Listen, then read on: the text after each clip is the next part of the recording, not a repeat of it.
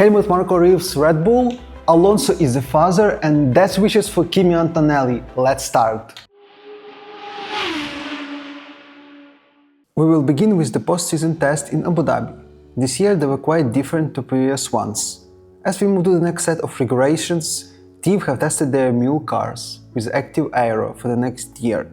And there were some fascinating things from Mercedes, because they in particular tested an active front wing with a few tubes connected to their wing.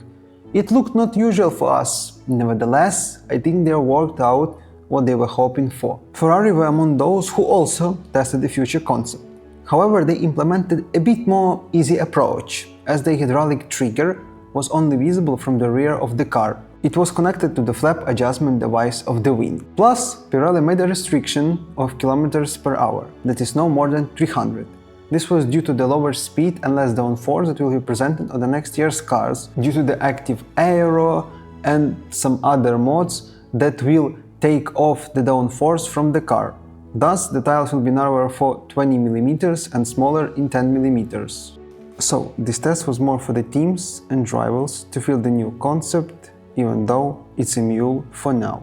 Speaking of the teams, Helmut Marko has left Red Bull Racing. If we compare how the team looked like a year ago, we will see only Verstappen. Let's just now get over the reason why Marko could have left Red Bull. First one, that he signed Alex Dunn in the Red Bull Junior program without consulting with a Red Bull management.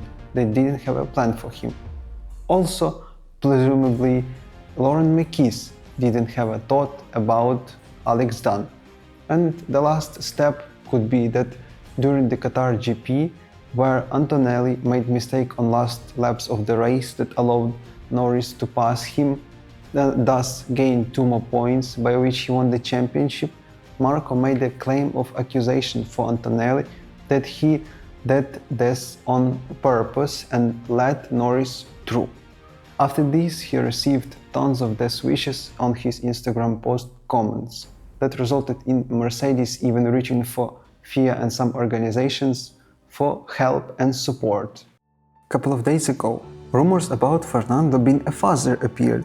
They say that he could become a father in summer of 2026. As we already heard that if Newey builds a decent car that could pretend for a world title, then it will be Alonso's last year. Now we can see why he was talking in that manner, since he's been focusing on career such a long time that now he wants to be a father and dedicate all his time to his family. Talking about 2026, from next year during the sprint weekends, free practice sessions will be extended if the red flag occurs. As for now, if it shows, the time doesn't stop, so there is even less time for teams to test the ground of the track and all the settings for the race and the next parts of the weekend.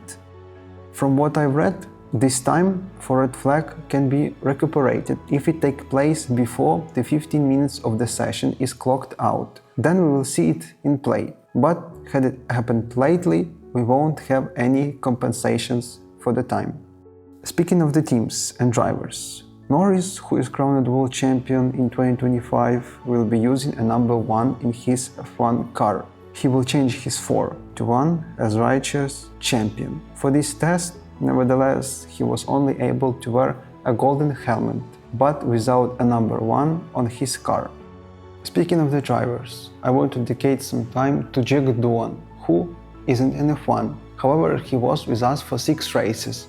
Right now he has tested in Super Formula, in Japan, in Suzuka circuit. He hasn't had, we can say, a pleasure time during this test, as he crashed 3 times in a row in 3 days at the same corner, in Dagner 2. You know, when back in the days when Toyota made a partnership deal with Haas, it was like a couple of days ago, there were rumors that Jack Doohan could challenge for a seat for 2027 or onwards. However, I highly doubt that after this type of performance, he can be confident person, you know, for the teams and for Toyota management in general. However, if he can recover from that, win the title, be consistent, put some tremendous performance, then I wish him the best of luck to return to this tremendous sport that we all love. That's it for today with this portion of news after the season finale in Abu Dhabi.